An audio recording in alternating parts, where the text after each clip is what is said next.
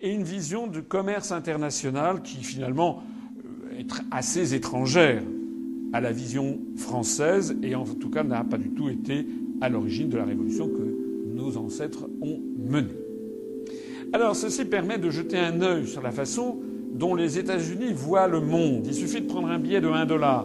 Vous avez à l'avers le portrait de George Washington, le propriétaire des 300 esclaves noirs dont je parlais tout à l'heure, que d'ailleurs les États-Unis continuent de célébrer comme si de rien n'était. La capitale s'appelle Washington. George Washington figure sur tous les billets de $1 qui sont produits par milliards et milliards à travers la planète. Il y a même un État des États-Unis qui s'appelle l'État de Washington sur la côte ouest. Donc il n'y a pas du tout, je le cite au passage, parce que vous savez que nous n'avons pas en France célébré le bicentenaire d'Austerlitz au motif que Napoléon avait rétabli l'esclavage, donc à la demande de Joséphine de Beauharnais sous l'Empire pendant quelques années. Donc nous avons eu une relecture de l'histoire qui a été largement médiatisée à cette occasion pour culpabiliser les Français sur leur histoire. Je ne suis pas là évidemment pour trouver des circonstances favorables à Napoléon en l'espèce, mais il y a beaucoup d'anachronismes dans les reproches qui lui sont faits néanmoins. Je dis simplement que cette espèce de volonté constante qu'il y a en France de se déprécier, on a oublié de préciser que la France avait quand même été le premier pays au monde à abolir l'esclavage, et on oublie de préciser que les Américains n'ont jamais fait ce travail quant à eux. Et puis, au revers de ce billet de $1 que tout le monde il y a plusieurs choses qui sont intéressantes. D'abord, il y a cette inscription « In God we trust ». Ça veut dire « Nous croyons en Dieu ». Nous plaçons notre confiance en Dieu. Ça fait référence au fait que pour les Américains, il y a une destinée manifeste du peuple américain et qu'il s'agit de bâtir une espèce de nouvelle Jérusalem sur terre. Pour les chrétiens, du moins pour les catholiques, nous avons affaire ici à un blasphème.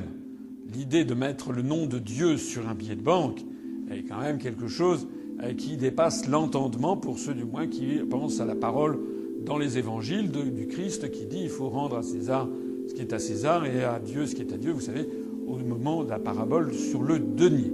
Et une vision du commerce international qui finalement est assez étrangère à la vision française et en tout cas n'a pas du tout été à l'origine de la révolution que nos ancêtres ont menée. Alors ceci permet de jeter un œil sur la façon dont les États-Unis voient le monde. Il suffit de prendre un billet de $1. Vous avez à l'avers le portrait de George Washington, celui du propriétaire des 300 esclaves noirs dont je parlais tout à l'heure, que d'ailleurs les États-Unis continuent de célébrer comme si de rien n'était. La capitale s'appelle Washington. George Washington figure sur tous les billets de $1 qui sont produits par milliards et milliards à travers la planète. Il y a même un État des États-Unis qui s'appelle l'État de Washington sur la côte ouest. Donc il n'y a pas du tout, je le cite au passage, parce que vous savez que nous n'avons pas en France célébré le bicentenaire d'Austerlitz au motif que Napoléon avait rétabli l'esclavage, donc à la demande de Joséphine de Beauharnais sous l'Empire pendant quelques années. Donc nous avons eu une relecture de l'histoire qui a été largement médiatisée à cette occasion pour culpabiliser les Français sur leur histoire. Je ne suis pas là évidemment pour trouver des circonstances favorables à Napoléon en l'espèce, mais il y a beaucoup d'anachronismes dans les reproches qui lui sont faits néanmoins. Je dis simplement que cette espèce de volonté constante qu'il y a en France de se déprécier, on a oublié de préciser que la France avait quand même été le premier pays au monde à abolir l'esclavage, et on oublie de préciser que les Américains n'ont jamais fait ce travail quant à eux. Et puis, au revers de ce billet de $1 que tout le monde il y a plusieurs choses qui sont intéressantes. D'abord, il y a cette inscription « In God we trust », ça veut dire « Nous croyons en Dieu ». En plaçant notre confiance en Dieu, ça fait référence au fait que pour les Américains, il y a une destinée manifeste du peuple américain et qu'il s'agit de bâtir une espèce de nouvelle Jérusalem sur terre. Pour les chrétiens, pour les catholiques, ça n'a pas fait ainsi un blasphème. L'idée de mettre le nom de Dieu sur le billet de banque est quand même quelque chose qui dépasse l'entendement pour ceux qui pensent à la parole dans les évangiles.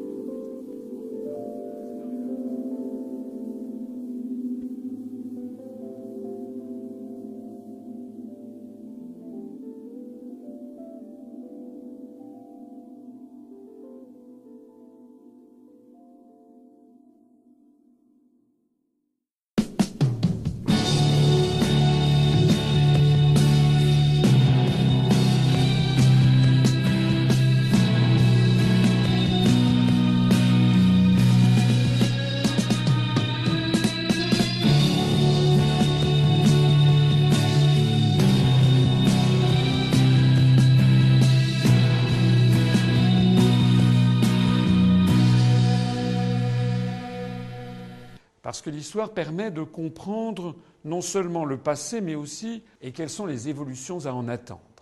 Donc, si vous le voulez bien, on va commencer sur qui gouverne la France d'une façon qui va vous surprendre. En Angleterre, vers 1770,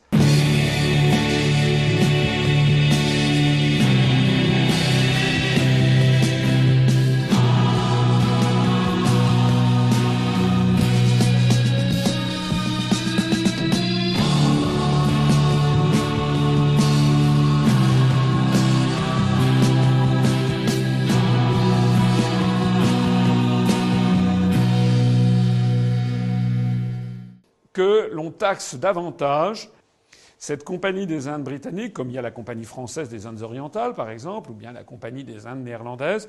Ce sont des compagnies quasiment multinationales, en tout cas qui... Et la compagnie des Indes britanniques va donc chercher ces terrains en Chine.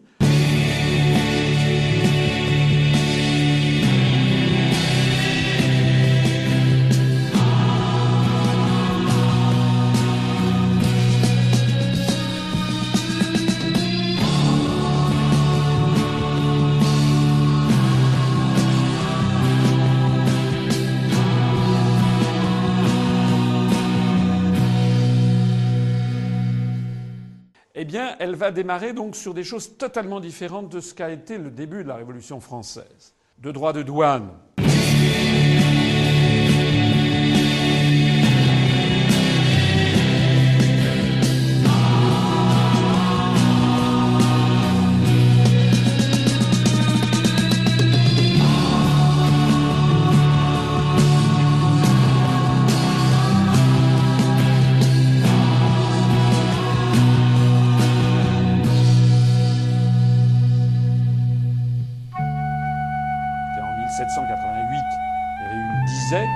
Que d'ailleurs les États-Unis continuent de célébrer comme si de rien n'était. La capitale s'appelle Washington, largement médiatisée à cette occasion pour un proverbe africain, pas un proverbe chinois, mais un proverbe africain que j'aime bien. Je ne suis pas là évidemment pour trouver des circonstances. Et qu'est-ce qui est inventé ? Eh bien, c'est le Premier ministre de l'époque, vers 1770, un ex-proverbe chinois. Alors que la liberté revendiquée par la République française chinoise, l'abolition de l'esclavage. Il a 300 esclaves noirs à sa disposition. Proverbe chinois, in God we trust, qui dépasse l'entendement. Je dis simplement que nous avons eu donc la déclaration des droits, d'abord la proverbe chinois.